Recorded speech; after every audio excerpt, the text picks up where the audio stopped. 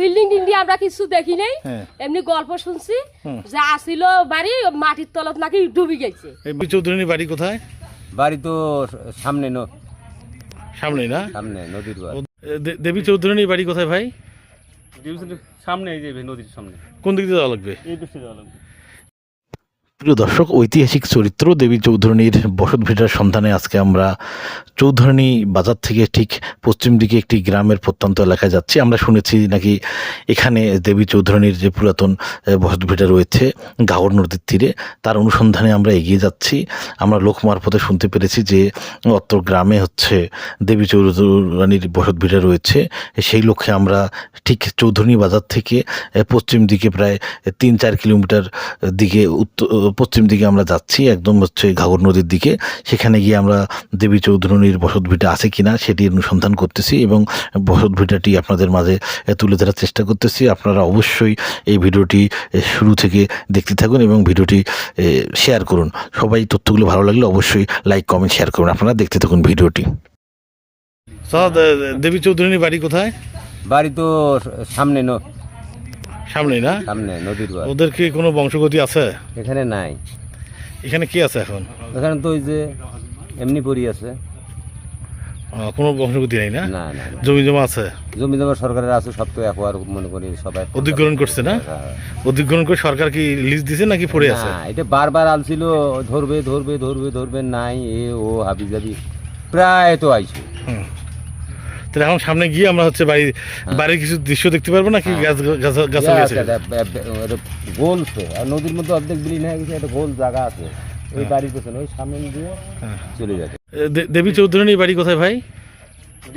সামনে এই যে নদীর সামনে। কোন দিক দিয়ে যাওয়া লাগবে? এই দিকে যাওয়া লাগবে। এই দিক দিয়ে? অনেক বাড়ির কি কিছু অস্তিত্ব আছে? না, এখানে আম বাগান আছে, একটু গাছের নার্সারি আছে। লোকজন আছে ওখানে? লোকজন নাই। লোকজন নেই না? সামন কত দূর দিয়ে যাওয়া লাগবে? এই সামনে যে তাল গাছের বই গাছের সামনে দিয়ে চলে যাচ্ছে। প্রিয় দর্শক, অনেক খোঁজাখুঁজির পর আমরা দেবী চৌধুরানীর যে বাসস্থান রয়েছে আমরা সেখানে আসতে সক্ষম হয়েছি এবং এখানে এসে আমরা জিজ্ঞেস করলাম। ওনারা বলতেছে যে এখানে দেবী চৌধুরানীর বাসস্থানের কোনো চিহ্ন ফোঁটা নেই, শুধু এই ভিটাটা দেখালো। এই ভিটার মধ্যে নাকি দেবী চৌধুরানীর বাড়ি ছিল। এছাড়াও যে বিল্ডিং বা ঘর বা পুরাতন কিছু জিনিস দেখব সেই ধরনের কোনো চিহ্ন নেই ওরা বলেছে। আর যেটুকু ছিল সেটুকু হচ্ছে এই ঘাগর নদীতে বিলীন হয়ে গিয়েছে। আমরা অনেক কষ্টের পর এই প্রান্তে এসে দেবী চৌধুরানীর বাড়ি বা জন্মস্থান জন্মভিটা খোঁজার চেষ্টা করেছি। অনেকের লোক মারফতে আমরা জানতে পেরেছি যে এই গ্রামেই বাসা। এই গ্রামে এসে আমরা জানতে পেরেছি যে অন্যান্য যে পুরাতন স্থাপনা শিল্পের যে ঘর বাড়ি বা কিছু থাকে বা কিছু দেখা যায় সেটি হচ্ছে এখানে কোনো চিহ্ন নেই। এখানে শুধু হচ্ছে জায়গাটা পড়ে আছে ঘন জঙ্গল। আমরা সেই জঙ্গলের ওখানে যেতে পারলাম না। আপনাদেরকে এটুকুই তথ্য জানিয়ে সন্তুষ্ট রাখতে হলো। আপনাদেরকে জানিয়ে রাখি, বামনডাঙ্গায় দেবী চৌধুরানীর শ্বশুরবাড়ি, শ্বশুরের নিবাস, আর এটি তার নিজ বাসভবন ছিল। আমরা অনেক খোঁজাখুঁজির পর সর্বশেষ এই জায়গায় এসে অবস্থান নিলাম এবং স্থানীয় লোকজন বলল যে এখানে তাদের বাড়ি ভিটে ছিল, কিন্তু এখন কোনো চিহ্ন নেই, শুধু জঙ্গল। আর বাড়ি ভিটের যেটুকু জায়গা ছিল সেটুকু হচ্ছে এই ঘাগর নদীতে বিলীন হয়ে গেছে।